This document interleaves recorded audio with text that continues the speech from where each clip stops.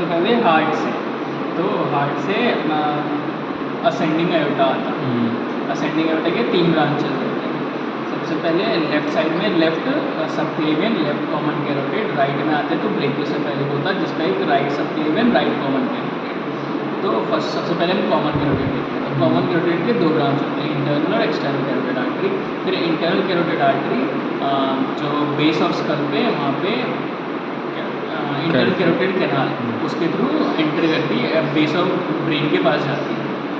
उसकी पहले 3 branches main होती हैं, एक ऑफ्थैल्मिक आर्टरी, एंटीरियर कोरोइडल आर्टरी और तीसरा पोस्टीरियर कम्युनिकेटिंग आर्टरी। ये तीनों मेन ब्रांचेस हैं और फिर इसके कुछ टर्मिनल ब्रांचेस होते हैं जो सर्कल ऑफ विलस बनाते हैं, जैसे कि anterior cerebral artery, middle cerebral artery और पोस्टीरियर कम्युनिकेटिंग आर्टरी तो बताएंगे। ये हुआ internal carotid artery. Then comes the external carotid artery. External carotid artery की ब्रांचेस, एक तो एंटीरियर ब्रांचेस होती, पोस्टीरियर होती और फिर मीडियल होती और फिर टर्मिनल ब्रांचेस होती। तो एंटीरियर में superior thyroid artery, lingual artery और फेशियल आर्टरी।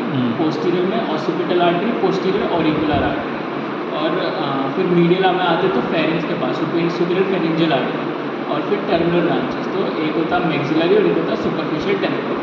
तो ये हो गया एक्सटर्नल कैरोटिड आर्टरी। फिर इंटरनल हो गया तो कॉमन कैरोटिड आर्टरी हो गया। उसके बाद आता है तुम्हारा ब्रेकियोसेफेलिक ट्रंक के 2 ब्रांचेस हो गए थे। Now becomes the subclavian. Subclavian artery की 3 ब्रांचेस होती हैं, नहीं उसकी ब्रांचेस 3 पार्ट्स होते हैं जो कि स्केलेनस एंटीरियर की वजह से डिवाइड होता है।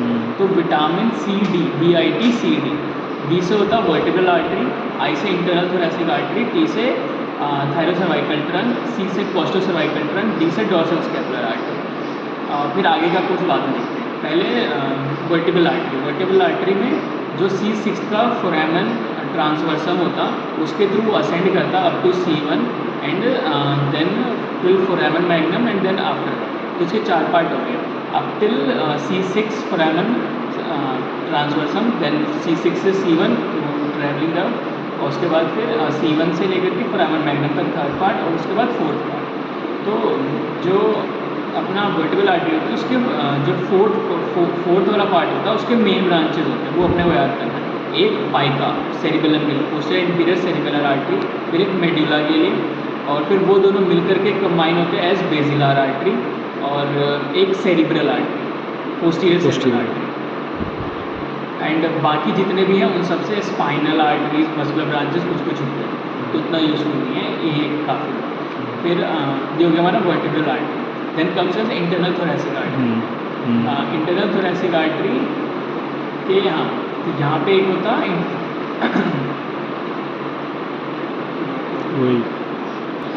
Then internal thoracic artery. Internal thoracic artery के 2 ब्रांचेस, एंटीरियर इंटरकोस्टल आर्टरी और एक पेरिकार्डियोफ्रेनिक आर्टरी। तो जो फर्स्ट इंटरकोस्टल स्पेस होता है ना उसके लिए इंटरकोस्टल नहीं है, उसके लिए हम अलग से पढ़ेंगे, ये इसके लिए internal thoracic artery. Then comes as मतलब vertebral artery, internal thoracic artery, ये 2 ब्रांचेस है। Then thyrocervical trunk. Thyrocervical trunk का एक होगा इंफीरियर थायराइड आर्टरी और एक होगा सुप्रास्कैपुलर आर्टरी और एक होगा ट्रांसवर्स सर्वाइकल आर्टरी। सो VIT हो गया, उसके लिए सिट हो गया SIT। फिर देन कम C कोस्टोसर्वाइकल ट्रंक, उसके लिए होता है तुम्हारा सुप्रीम इंटरकोस्टल आर्टरी जो फर्स्ट और सेकेंड इंटरकोस्टल स्पेस के लिए होता है और एक होता है डीप सर्वाइकल आर्टरी, ये हो गया। फिर आता है D से dorsal scapular artery. So this was all for ये सब तो था वर्टिब्रल आर्टरी के लिए। VIT-CD ये सब ब्रांच है सबक्लेवियन आर्टरी का।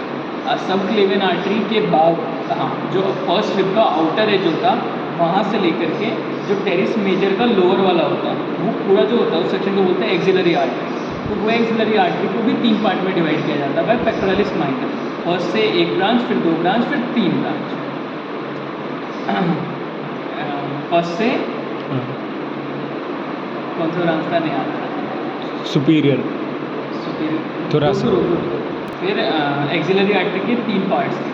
तो फर्स्ट पार्ट से निकलेगा तुम्हारा सुपीरियर थोरैसिक आर्टरी, फिर सेकंड पार्ट से निकलेगा लेटरल थोरैसिक आर्टरी और दूसरा थोरैकोएक्रोमियल आर्टरी।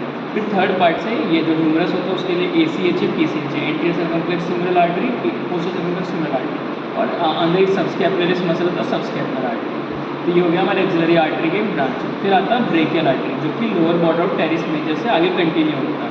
तो ब्रेकियल आर्टरी आती, फिर यहाँ पे एक वो ब्रांच दिखती है, उसको बोलते हैं प्रोफंडा ब्रेकाई।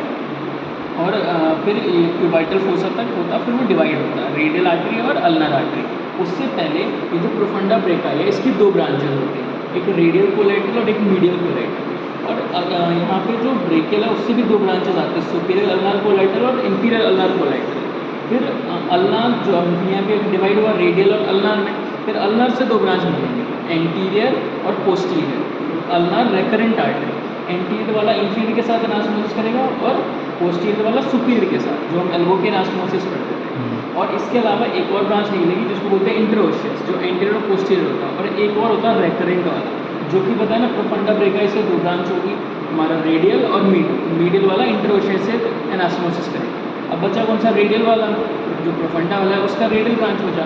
तो रेडियल से एक रेकरेंट निकलेगी जो इससे एनास्टोमोसिस करेगी। तो radial recurrent artery anastomosis with radial branch of profunda brachii. Then ulnar artery और रेडियल आर्टरी कंटिन्यू होंगे, और रेडियल आर्टरी के यहाँ पे जो मस्कुलर्स होंगे उन सबको सप्लाई करेगा।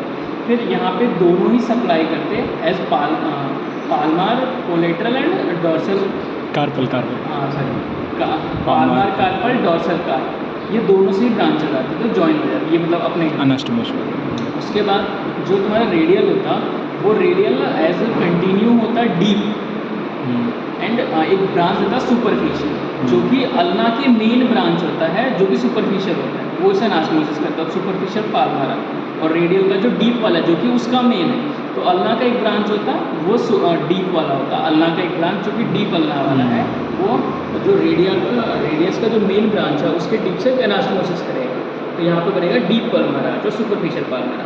अब रेडियस के दो मेन ब्रांचेस और होती हैं, एक प्रिंसेप्स कोलेसिस आर्टरी और एक रेडियलिस इंडाइसिस आर्टरी, जो कि इंडेक्स के सिर्फ लेटरल हाफ को सप्लाई करेगा। तो ये हो गया रेडियल के ब्रांचेस, हमने अल्नार भी पढ़ लिया।